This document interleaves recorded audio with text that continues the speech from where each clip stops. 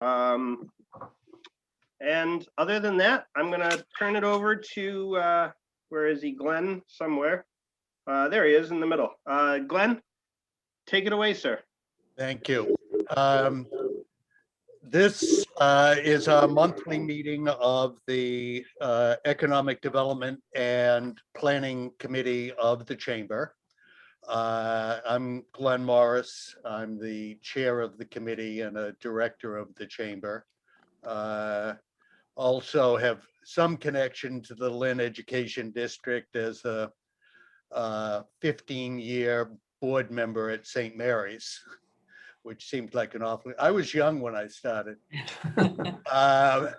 But, you know, I know we've got a crowded program this morning, so I want to turn it over to Joel, who will introduce the Lynn Education District, and 5 speakers who are leaders of organizations from the district who will make presentations on their organizations this morning.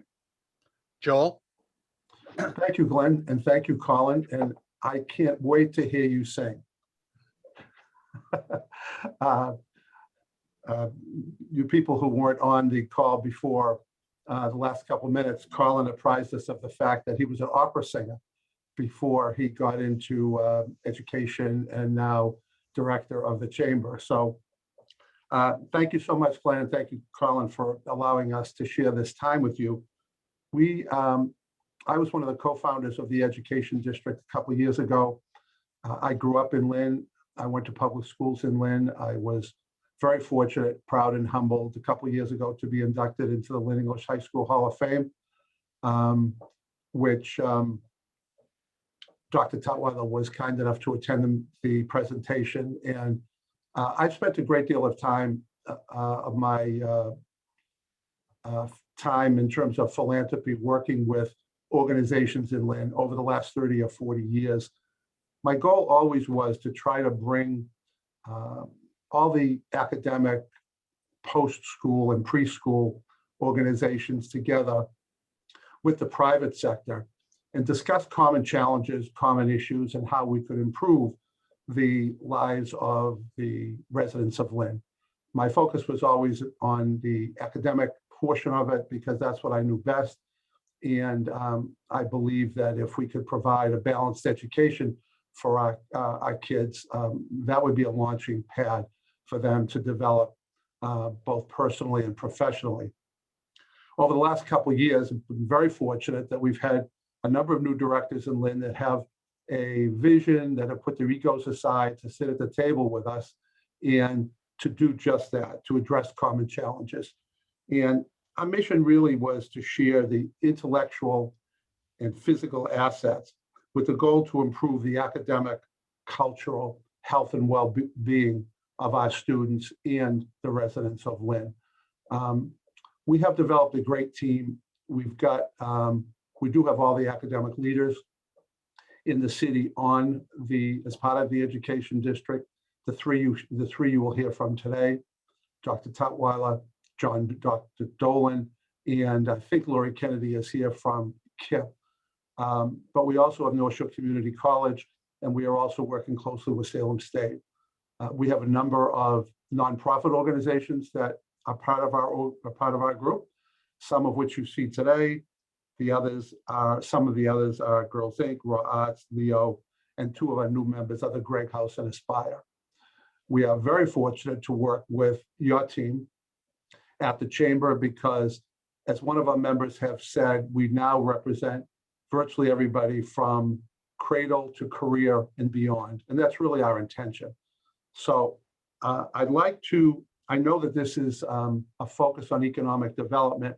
And while some of the development of our groups can be measured, others can't. One that can be measured is the fact that in the last several years, we've spent, just this group that you're going to hear from today, we've spent over $100 million in building new schools or enhancing existing buildings.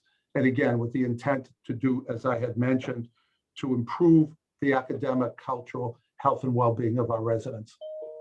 So I'd like to start off, if I might. Our leaders today are going to discuss their organizations, talk about what their goals and objectives are post-pandemic, which thank goodness I think appears to be down the road. So I'd like to start with Dr. Pat Tutwiler, the superintendent of Lynn Public Schools. And I have been told that I'm on the clock, so we all have about 5 minutes to give a profile of our organization. And I thank you for taking the time to listen to us. Dr. Tutwiler. Thank you, Joel. Good morning, everyone. My name is Pat Tutwiler, proud superintendent of the Lynn Public Schools. Glad to be here this morning with you and to make your acquaintance. I do know just about everybody on the call, but for those who have not had the pleasure of meeting, nice to meet you. And so, as Joel said, we've got about 5 minutes, and for those who know me well, that's going to be hard. But I'm going to do my best and just dive right in with context. I think everyone is familiar with the Lynn Public Schools, maybe at a high level, but just by way of quick data, we remain the state's 5th largest district, 25 schools, 15,785 students. And, you know, we are as urban a district as any.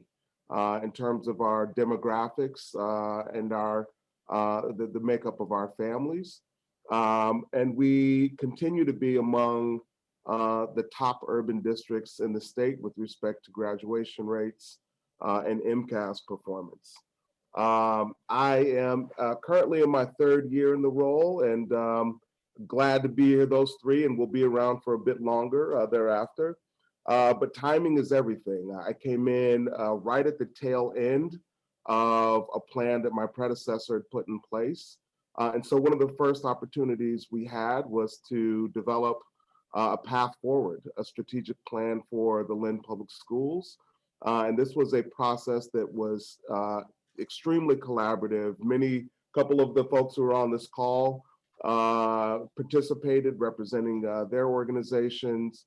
We had families, we had students, parents, just a really robust collaborative process that resulted in a document that is rich with, you know, a firm communication of our values, what we're about as an organization, and a clear path for the next 5 years ahead. And to be clear, I always take advantage of any opportunity to share our core values. They're inclusiveness, shared responsibility, collaborative relationships, inspiring lifelong learning, and high expectations. We make every decision based or rooted in those core values.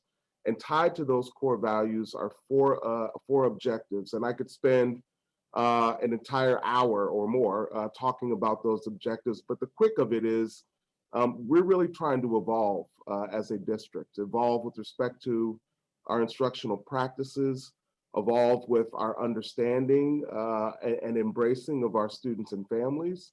We definitely want to evolve as it relates to the facilities in the Lynn Public Schools. We've got 12 buildings that are over 100 years old. So there are deep needs there. And then we want to evolve with respect to our partnerships, both with our families and with the broader community. Again, with respect to timing, very lucky in that last fall or fall of 19, the governor proposed a Student Opportunity Act, which was later passed, which resulted in a pretty significant increase in funding for the Lynn Public Schools. This was designed, the Student Opportunity Act, to fix a decades-old funding formula for gateway communities, urban communities across the state. And so now we have both a plan and funding to support bringing that plan to life. You know, I think everyone's plans were disrupted about a year ago with the pandemic. But what I would say quickly is that you know, we are definitely feeling the impacts with respect to student experience and education, you know, student mental health and well-being. But at the same time, we're able to accelerate a number of the elements of our plan. the technology, which we are now a district that's one-to-one staff and students, the know-how with respect to the implementation of a learning management system, and lots of bells and whistles that allow teachers to engage students in an entirely different way. We were able to solidify our partnership with Salem State, expanding our early college options. And we're also in the process through a partnership with GE of creating a state-of-the-art advanced manufacturing shop at Lynn Tech.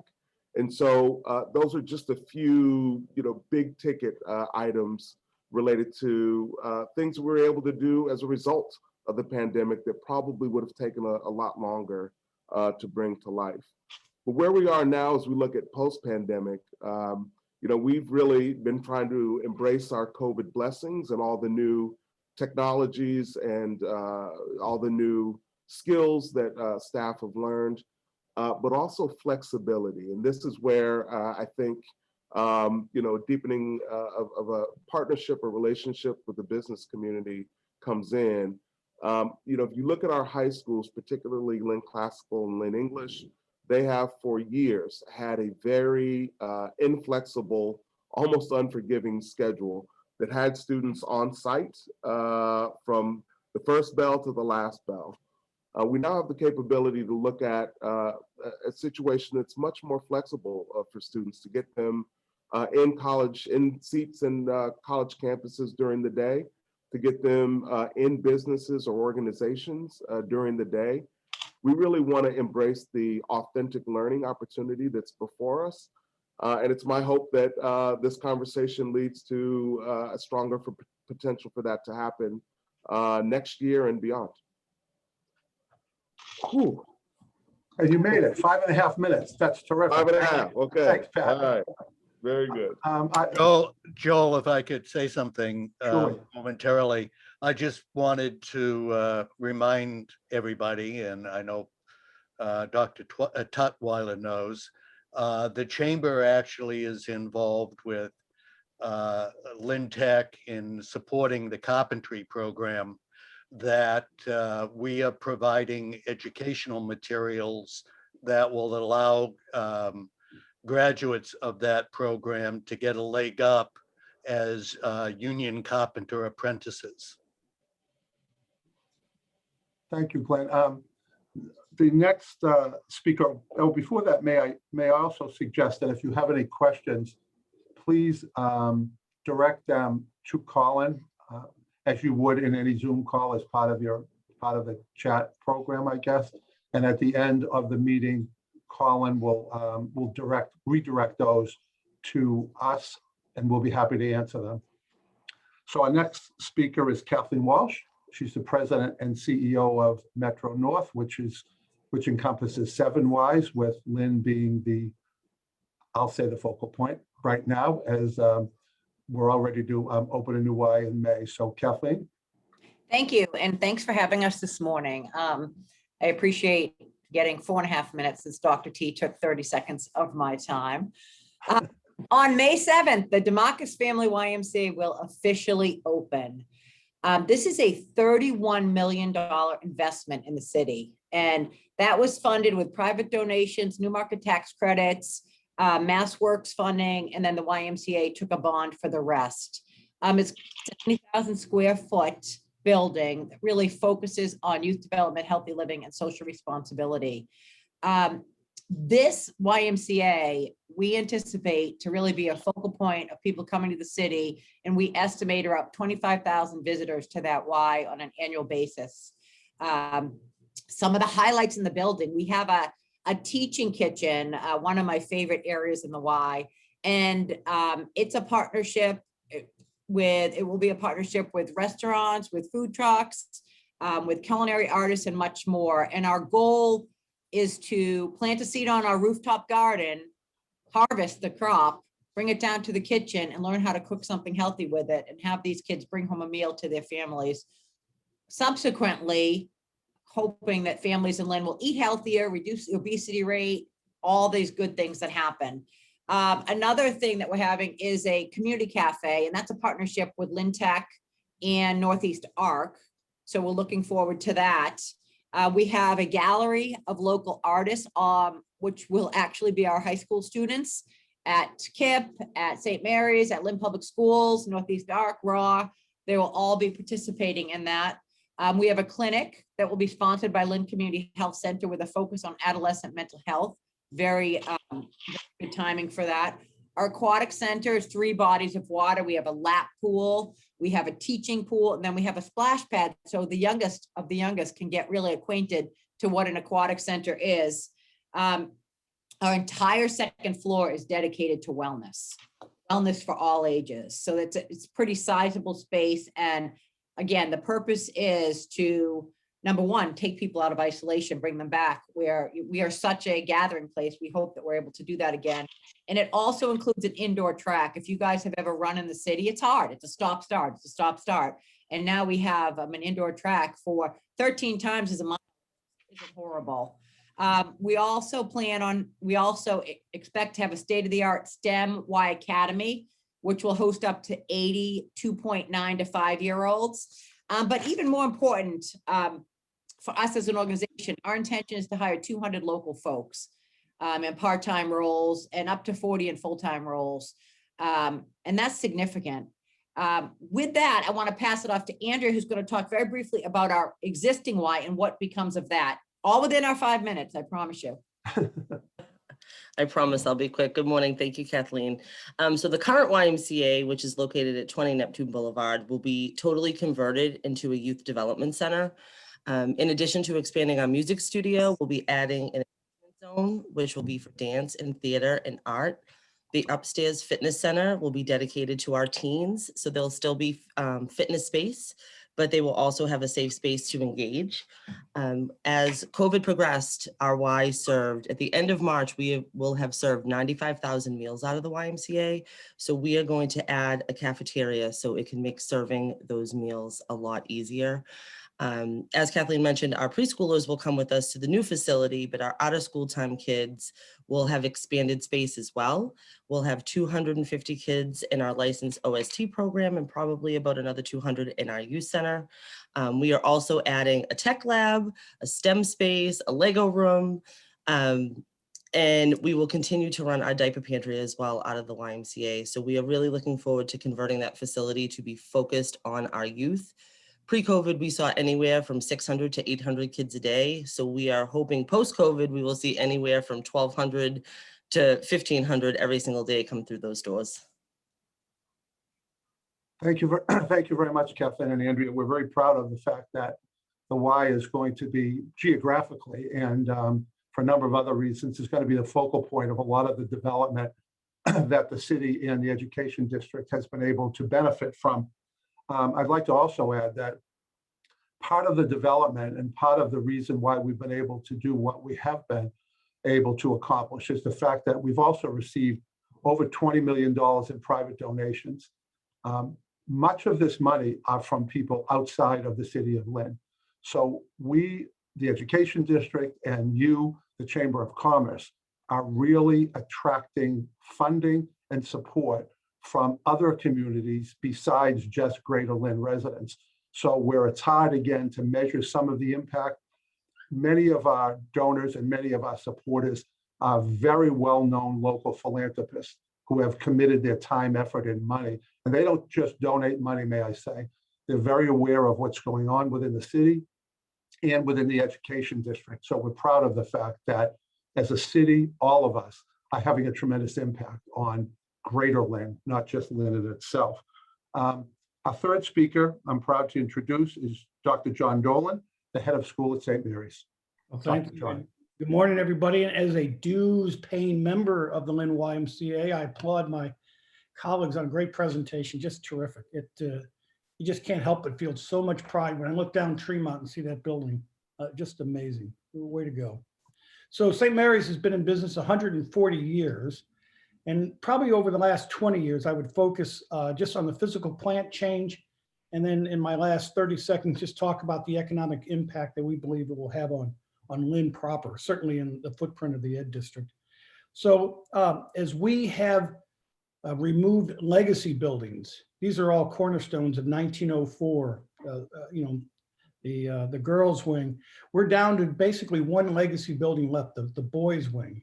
I have the added benefit of the chair of our capital planning committee of the board is Glenn Morris. So anything I get wrong, he will quickly jump in and correct for me. But over the last 20 years, led by Glenn and a group of our trustees, we really have transformed the campus. And it's taken a long time from the genesis of the idea to what you see on Tremont today. In the last 3 to 5 years, we've started with the removal of the power plant that was out back. So that was demolished. And probably the least sexiest thing we've done on campus that is probably the most impactful is we created a new high-tech power plant that basically took a huge power plant with a chimney that was 4 stories high. And our entire power plant is a closet right now and heats our entire facility, including the 30,000 additional square feet of space we've just opened. So the campus is transformed. We got rid of the power plant. We've added 30,000 square feet of new space. The vast majority of that is dedicated to STEM education. The expansion allows now for a focused effort towards state-of-the-art STEM. We have makerspace in the Baldini labs, the Schickling labs. These are concrete floors where we're soldering, 3D printers are humming all day. It's an amazing place.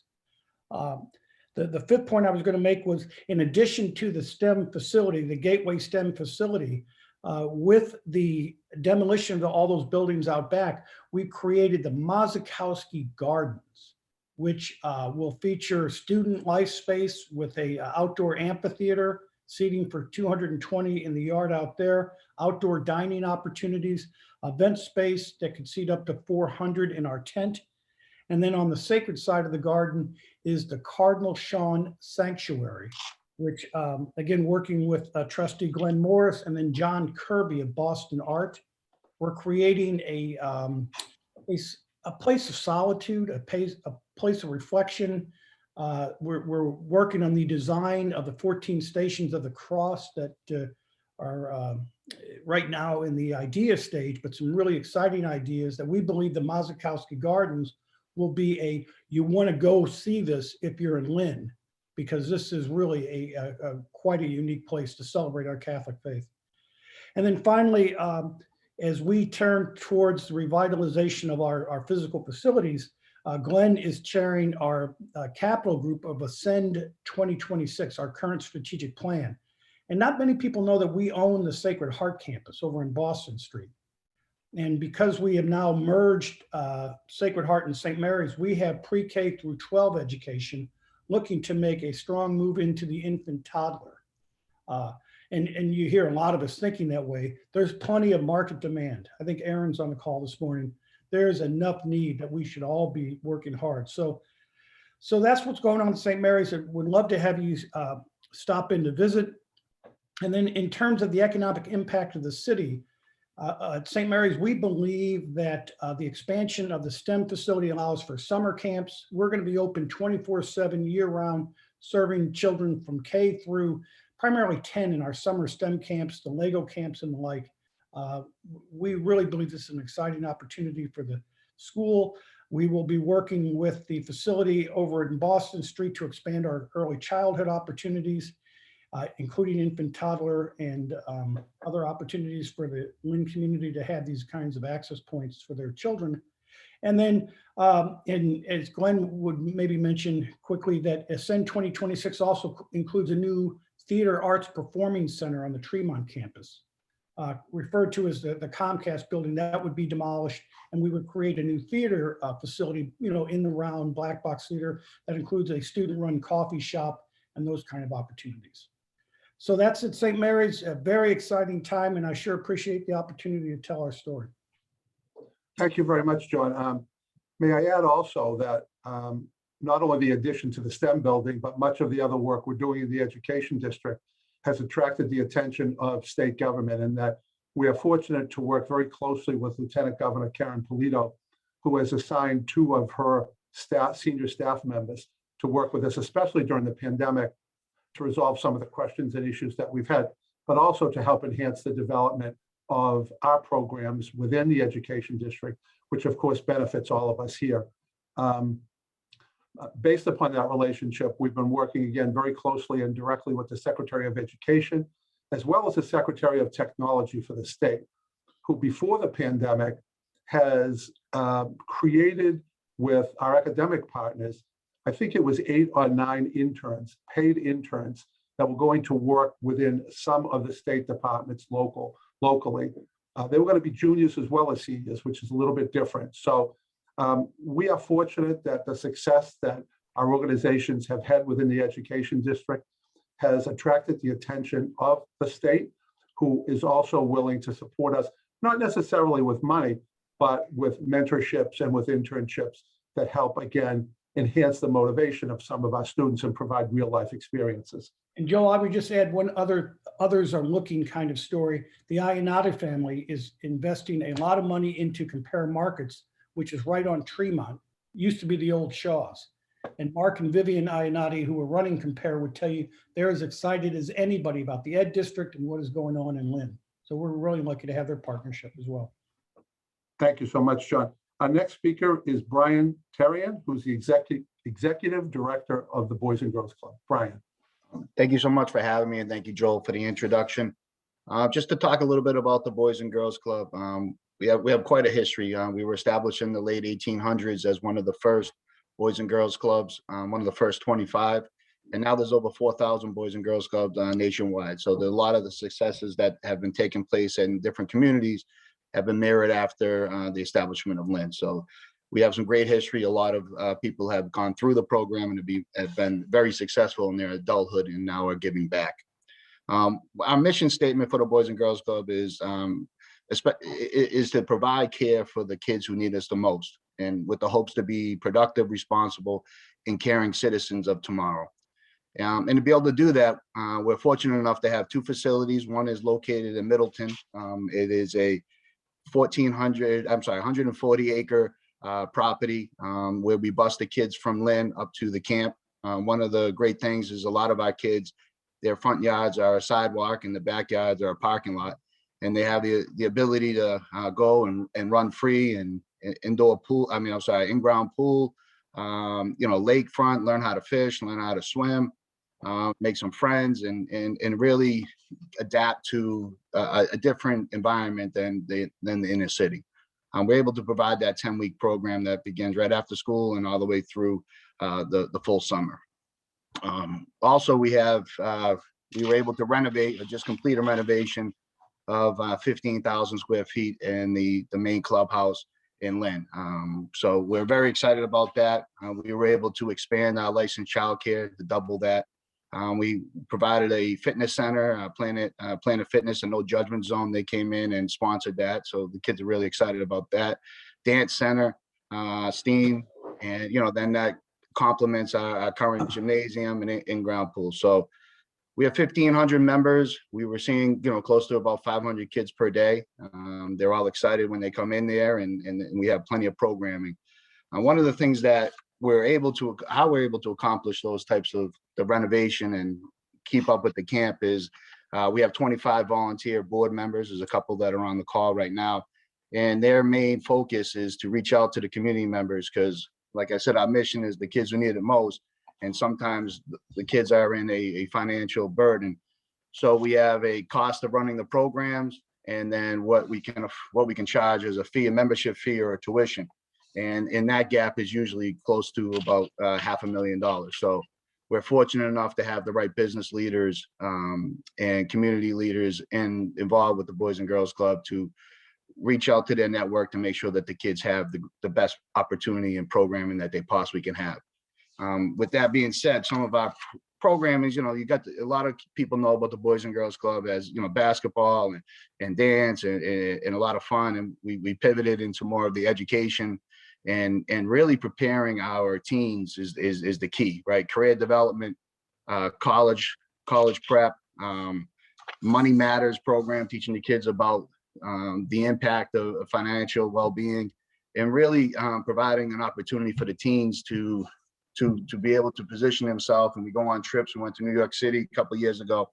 They learn how to budget. They learn how to stay on the trip, hotel, go on some fun things, also go on some educational trips, and then really prepare them and get them out of the city every once in a while so they can see where they want to be in the next coming years. So once again, it's a youth development. We're really focused on 6 to 18. And the primary goal is to get the kids into a friendship, a learning, and an unbelievable atmosphere so that they can be the best adult that they possibly can. So, a lot of people on this call have helped us out over the last year, and I want to thank you. And I'm looking forward to the next chapter for the Boys and Girls Club.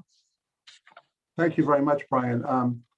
May I also add, from Brian's perspective, is that what they've just introduced a couple months ago is just phase one of a two-phase program to enhance and improve the services they provide. Mostly the athletic ones will be part of the second phase.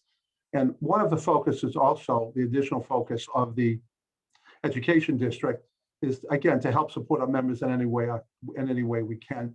Part of our focus going forward is going to be working on early childhood education. And that's the consolidation of some of the LEO sites to work with North Shore Christian Academy. I see Mike Procopio there. We're working with his team, again, to try to build the attendance in the Greater Lynn School. And also, early childhood education is in great need, especially during the pandemic, but pre and post as well. So all of our partners are working together to kind of develop a continuum from preschool, again, through graduation, and then working again with the secondary education leaders, and then, of course, the private sector. So Girls Inc., Raw Arts, Aspire, the Greg House, all play an important part of what we're trying to accomplish. And again, we've been fortunate to develop personal relationships that have led to the sharing of some challenges that we all experience. And again, trying to build a better community, which improves really all of our lives. We are also working with some national organizations that have local offices, like Latinos for Education. I mean, diversity is a very important part of what we're trying to accomplish as well.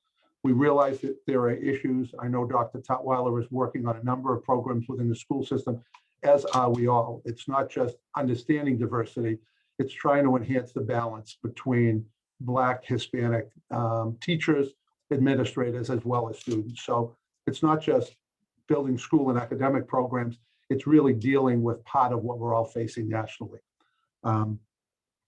Our last speaker, I think is Lori Kennedy here from KIP? Oh, there she is. So I'd like to introduce Lori Kennedy. She's the Senior Director of Development for KIP Academy. Lori, please. Good morning, everyone. Thanks so much for having us and letting us share our partnership in the Ed District. And God, KIP sounds so boring after all you guys presenting what's going on within your buildings and outside in your common grounds. The best part is that our kids absolutely benefit from all this activity that's going on in Lynn. As Joel said, I'm Lori Kennedy from KIP. We are a K-12 public charter school district. We serve about 10% of the Lynn Public School age children, and we have been in Lynn since 2004 and one of the largest employers in the area. So I think what I'll share today, since I'm the caboose coming around the bend, is just a couple things that makes KIP unique, and then a little bit about the impact of the Ed District itself. So KIP is more than just a school, it's community. When the school day is over, the lights in our buildings stay on and the doors stay open. Nonprofits and community groups are able to host events and meetings within our buildings free of charge. Often you will see neighborhood groups or other organizations hosting forums with elected officials, the police or the firemen. You'll also see the cafeteria and the gym all decorated up for a La Vida Scholar celebration or dance, or a health fair, or a immigration clinic. This has been going on for so long, and we just love that we're able to do this for the community. We also have an adult education program, which is over a decade old, and we offer programming such as English as a second language, GED, immigration and citizenship, fitness, financial literacy, computer literacy, just a few of the classes that we offer. And they're all offered free of charge to anyone on the North Shore. And it adds up to about 5,000 hours of free adult ed every year. We also support over 1,000 KIPP alumni who are in college or career to navigate the academic, social, and financial challenges that they might incur as they're on this pathway to where they would like to be when they are done. This is called Keeping the Door Open for Our Alumni. And this has increased our college graduation rate of our KIPP Lynn kids from 29% to 55%, which is about 6 times the national average. And many of these KIPP alum come back and are community leaders and business owners in the city of Lynn at this time, which is pretty cool. We also have been spending the pandemic co-authoring what school looks like with our families. We've created this whole new way to operate. So we will reopen slowly and safely, but also reimagining what school is going to look like with our kids. As Dr. T said, there are so many blessings out of the pandemic that we would not have incorporated into our school day if we did not have this opportunity to do so. Our K-8 building sits atop on the High Rock Peak and overlooks the city. Our high school is downtown, right in the heart of the Ed District. In fact, it was when we were working with Mayor McGee, Representative Dan Cahill, and Brendan Crichton, and the EDIC to purchase the Blood Building from the city that the phrase Ed District was coined. Together, we all thought a KIPP high school next to the Y, across from St. Mary's and down the street from Lynn Tech was just a natural alliance that was going to help all of us. You know, we figured, let's try it. What could be better? And the creation of the Ed District has added so many positive things happening in Lynn, such as the 2019 STEM Week Walkabout and Exposition, KIPP and the Y partnering for high school programming, KIPP, the Y and St. Mary's partnering together to secure philanthropic investment in their facilities projects, the new varsity crew team at St. Mary's, which has students from KIPP at it and coaches from St. Mary's, the Y, and KIPP. And the new and never before academic programming that's going to happen between LPS and KIPP. Thanks, Dr. T, for that one. That is a big star. And at KIPP, we know our programming, especially STEM, arts, athletics, and college prep, would only going to become stronger and more vibrant because of this collaboration in the Ed District. So to just kind of figure out why we're all here today, what role does the chamber membership play in this? We need your talent, knowledge, and experience. Our students benefit tremendously from seeing that Lynn is a city filled with the people they want to become. So absolutely think about what you'd like to offer and come and be a presenter at the Y Career Day, at KIPP with a roundtable of kids, at St. Mary's with their seniors. Judge a career, come be at a career fair, judge STEM and engineering competitions. We need you, so please stop by when it's safe again. Our doors are always open at any of our places. Thank you so much, Lori. And I think Lori hit it right on the nose that what we're trying to do in the education district is prepare our kids for our students. And by the way, we spend a lot of time with the adults as well, because we need the parental support and we need the parents to understand what we're accomplishing within the school day and post-school. So we try to develop programs post-school and actually preschool that again act as a continuum. So we complement what's being taught during the day in the public school system. And our organizations work very closely with Dr. Tutwiler and the Lynn Community Health Center during the pandemic to provide areas for remote learning. But not only that, not only space, but to make sure that we were monitoring what was being taught in the school itself. So again, part of the education district is again, developing this bond, but the next step is to working more closely with you within the, in terms of economic development. And as Lori mentioned, we've got training kitchens for teachers, for cooks and chefs. We've got STEM buildings at a number of our organizations. We have a number of athletic facilities. But what we want to do is we want to learn what the real world is for our students once they get out of school. And I think you can help us. You can help us, teachers, administrators, parents, and students make sure that they are prepared for what they're going to be facing when they're graduating. And college education isn't for everybody. At Lynn Tech, we have 8 or 9 different vocations that are being taught every day. So we just ask you for your support, whatever that might be, from a mentorship, again, from a learning experience, internship, whatever that might be, to help us be better integrated with the economic development of the city of Lynn. And as I always say at the end of my lengthy emails that I send to the education district, we are always better together. And the more we better understand what your needs are, the better we can, again, teach and train our students to maximize their potential once they get into the private sector. So I think we surprised Colin that we came in under the time limit that he has assigned us. But if you have any questions, I hope you forwarded them to Colin. We've got 15 minutes or so that we'd be happy to answer whatever you might have. And if not, after the fact, we can send you whatever material you'd like or answer additional questions. But Glenn and the team and Colin, thank you so very much for having us here today. Absolutely. Thank you so much, everyone. I had no doubt that you would come in under the deadline. We started off a little slow. No, I'm joking, Dr. T. Yeah, I mean, I think Lori really summed it up. Some of the programs that the chamber is putting together. Glenn mentioned the Carpenters Union collaboration, where we were able to purchase a curriculum on behalf of the school in partnership with the school, and get the Carpenters Union in to visit the Carpenters classroom and help them implement a new curriculum. And that itself gave graduates, I believe the first qualifying graduates were the 2020 class. 2021 is going to be the first year with a full 2 years within the curriculum. But this is an entire year's worth of credit in a 4-year trade.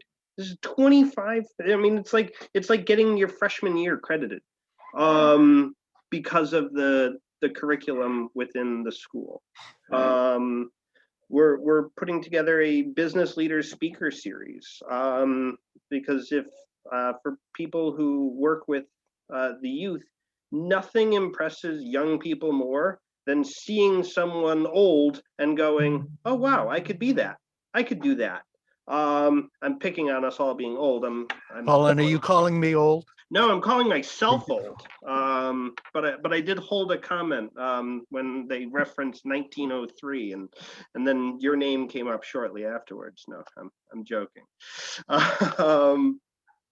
But these are activities and ways that the business community can really, with minimal output, create mass impact on our young students and our future leaders of the Greater Lynn area.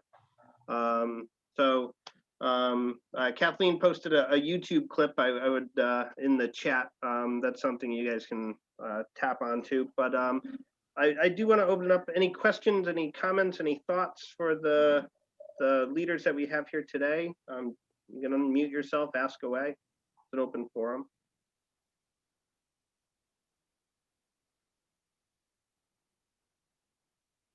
Colin, I don't have any questions, but I just wanted to introduce myself to the group. My name is Brian Shapiro. I work with the Dolbin Company.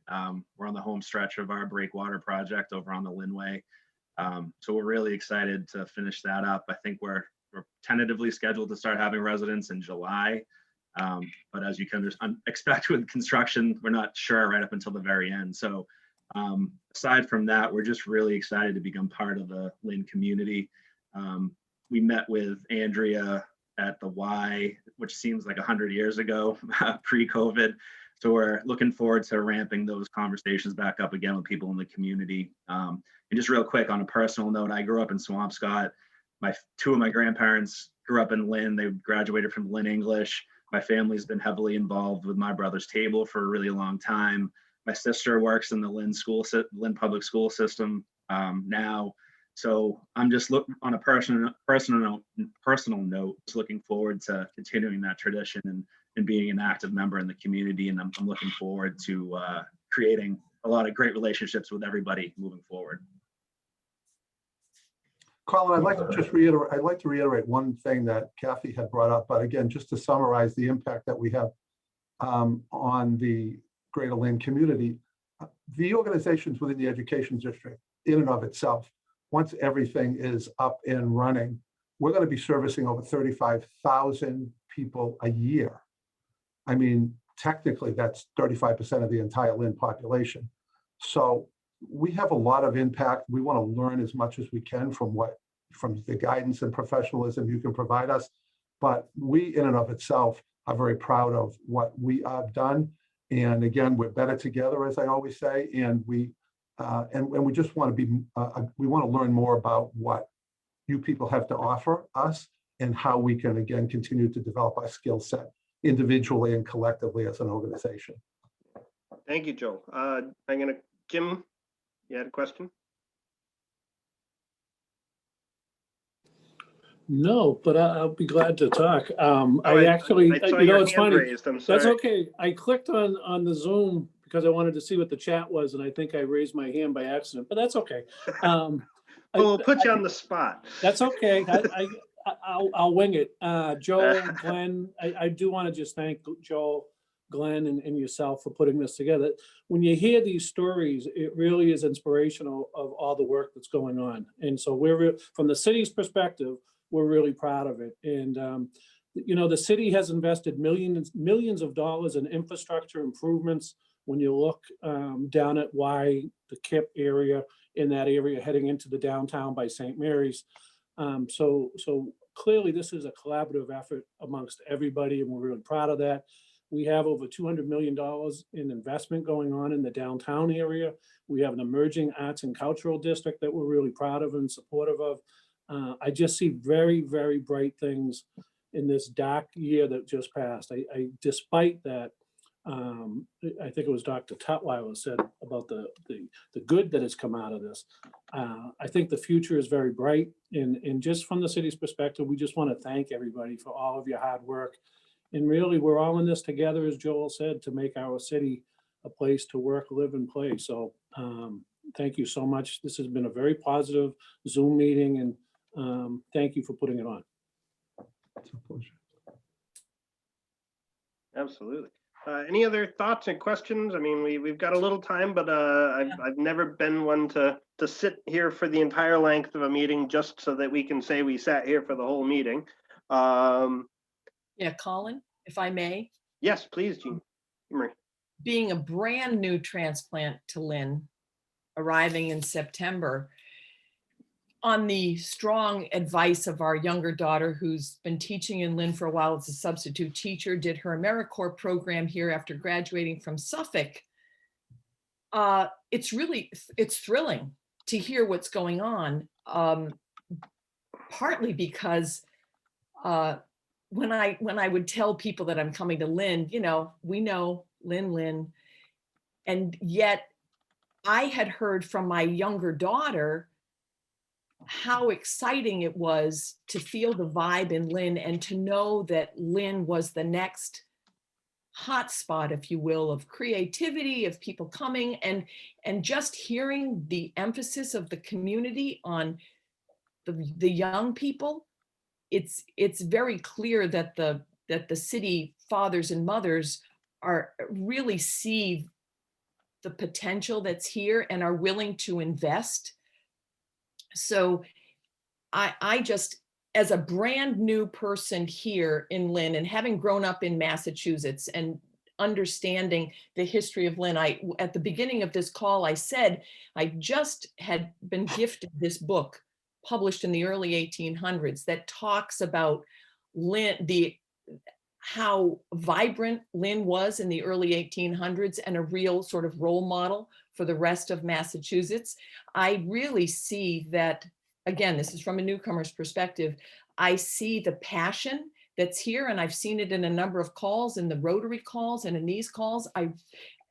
It's clearly a beautiful time for Lynn and its residents, because the passion and the care that's evident here is inspiring for somebody who wants to live here for the rest of my days and really just contribute in any way I can. So it's very encouraging. Thank you. Any last thoughts? Colin, could I just offer one last thought? You got it. My friend Joel Abramson. I don't have the book on this guy. I don't know why he does what he does. The emails that the district partners get from Joel, just cheering every little thing on, the phone calls. I can't reveal all the fundraising Joel's been doing behind the scenes, but it's been highly successful. I just got to know Joel since 2018 when I moved to Lynn. Still can't figure him out. But boy, I just can't imagine life without him. And I know I speak for all the ed district partners of he's just a champion for our city and for our kids. I don't really care what motivates him as long as he just keeps doing what he's doing. But special shout out to Joel this morning for all his work. Thank you, John. Thank you. He definitely deserves it. I will tell you though, no manager can win a game without a great team, and I couldn't do anything without the team. I'm just a facilitator. I don't do a lot of things well, but I try to bring things together and have people who do things well get to know each other a little bit better. So thank you, John. It's my pleasure to be part of the team. Would you say that you're the Alex Cora of the Lynn Education District? God forbid. No, I do not want that. No. I have some things in my closet, but I'd rather not bring them out now. No, I prefer not. Colin, I've got two closing thoughts on Go my for it. side. One is, there are often hidden threads that go through successful ventures. And one of them is sitting at the committee today, and is frankly is the treasurer of the Greater Lynn Chamber. Pat Deulis is from Deulis Brothers, has built the new renovations to the Boys and Girls Club, the STEM building at St. Mary's, the latest addition to North Shore Community College. So he's one of those threads that sometimes people miss, but he's a big part of that. The other thing I would say is we need to change the ditty, and given what we've heard today and all the success that we're looking forward to, it should be Lynn, Lynn, the city of Win. Mhm. Like, Yep, I love it. yep.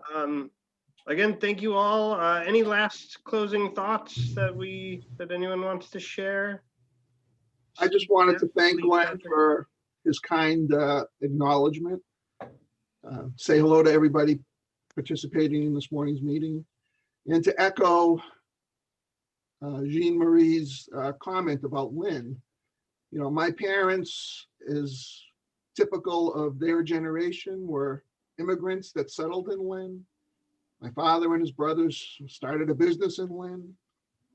And 60 plus years later, the third generation of Deulis Brothers is hard at work. And we hope to continue the legacy that was started many years ago.